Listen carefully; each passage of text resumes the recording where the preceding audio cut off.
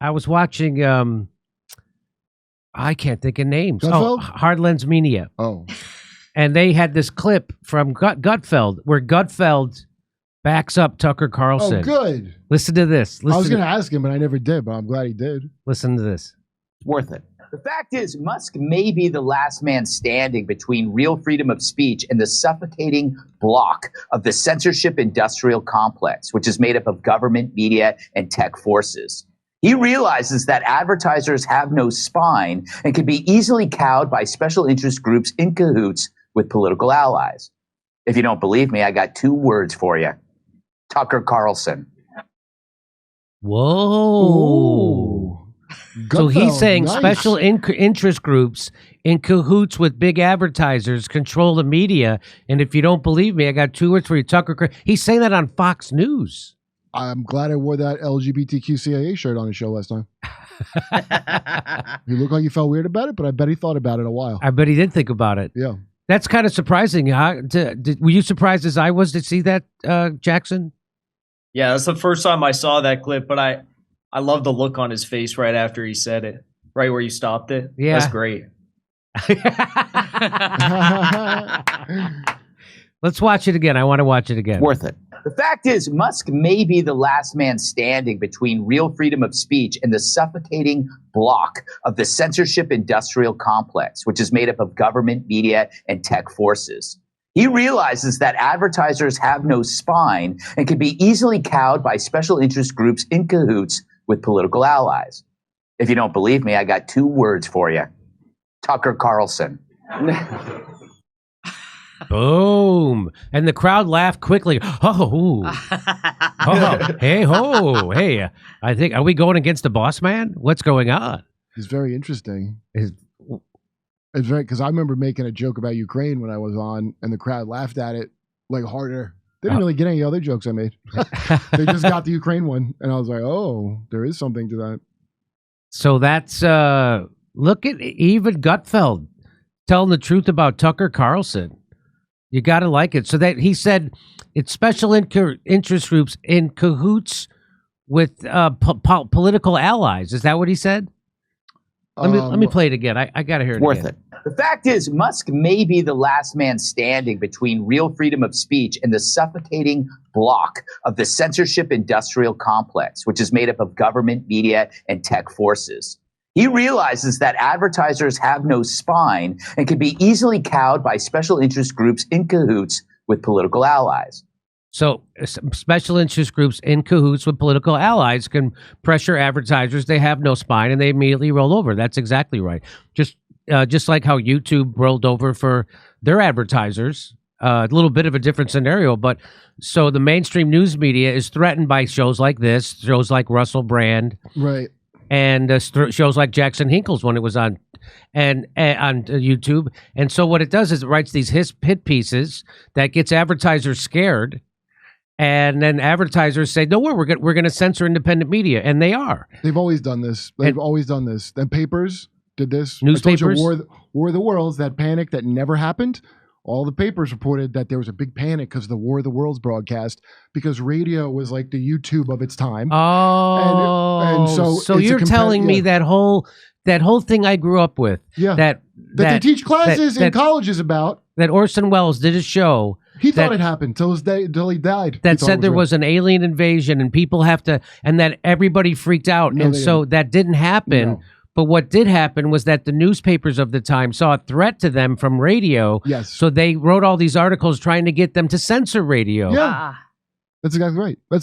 So they've always done about this. Money. Nothing's about any of the things. It's about competition and money. That's the game. Everybody, they're all about game and game theory and all that. And so everything's a fake. And it's because I know Greg for a while. All these people that work in news, they all know the game. Like for him to say that is like, I actually want to like hit him up and ask him what about it, because for him to get to the point of saying that, they all know like, oh, but you don't say that. So that means people are starting to get real sick of it in surprising places is what that tells me. I think so. I think people are sick. Well, I mean, it is Fox News, but people are I hope people are getting sick of the censorship. The Democrats never will. People who vote for Joe Biden never will. They love it. Actually, they want censorship because they've been told that if they don't censor, we're going to lose our democracy, and then Nazis are going to take over. They really believe this. They like the childhood age to be like 30. Like the end of childhood is like 30. Yeah. But most of the people in the country, thankfully, are not Democrats. The biggest voting bloc are people who don't vote. The second biggest voting bloc are people who are independent and don't adhere to either party. So, and then there's Republicans. So at least 3/4 of the country, I don't think are going along with this censorship bullshit. And that's my fingers crossed, though. What do you think, Jackson? I agree. I think the overwhelming majority of the public does not stand for the censorship. But what I found so interesting about that Elon Musk clip when he said, go F yourselves to the advertisers, was not that he said it or not the reaction, kind of the reaction of that random douchebag that was hosting the show. I can't believe people like that get a show, but the crowd, because the crowd was filled with all these elites, financial elite, business, political elite. Is that why?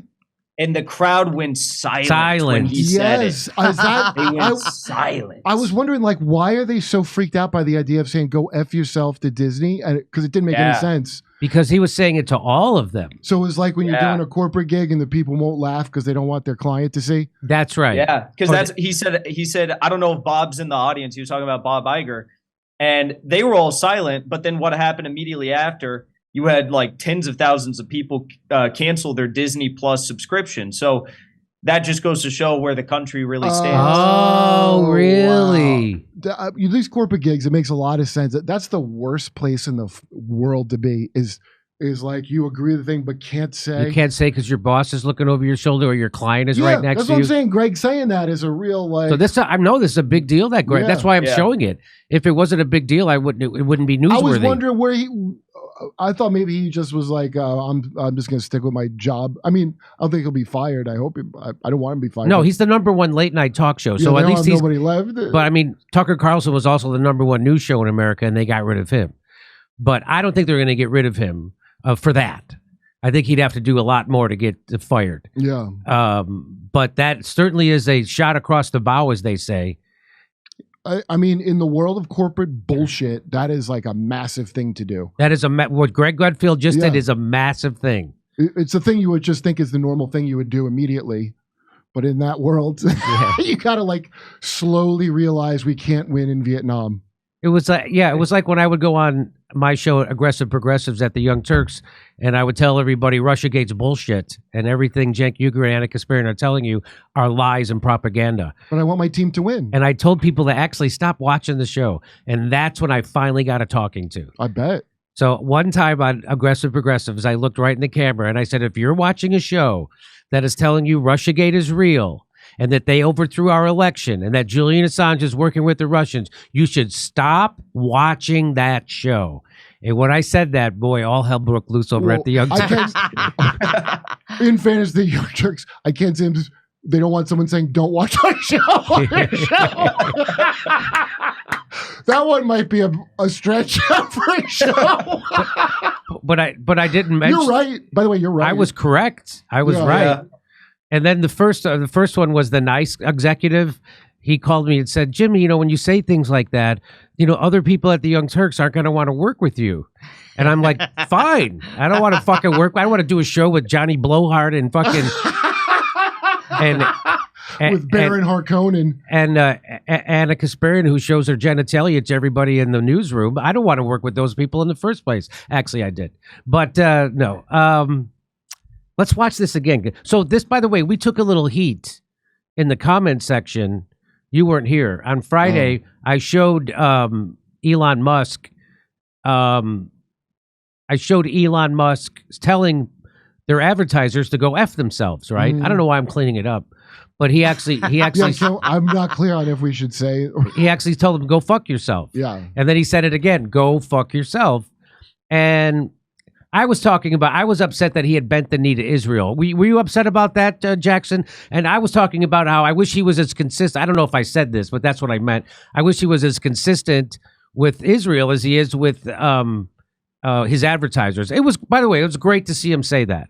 That's a real big deal that he did say that. And I should have made that point stronger.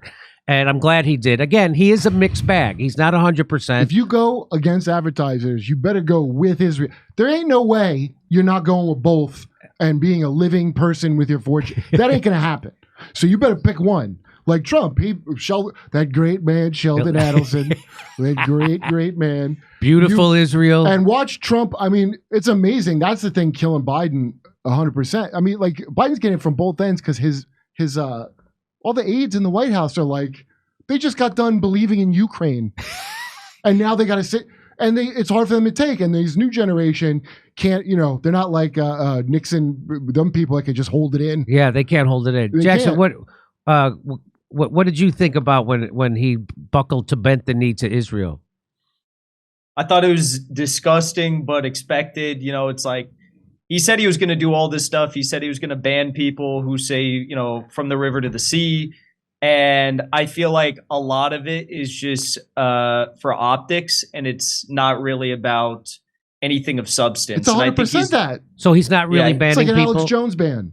So no, he goes there and he said the innocent killing of children needs to stop. He didn't say by who. He's very vague in everything he says. And when he went there that day, he literally tweeted out when he arrived, he said, actions speak louder than words.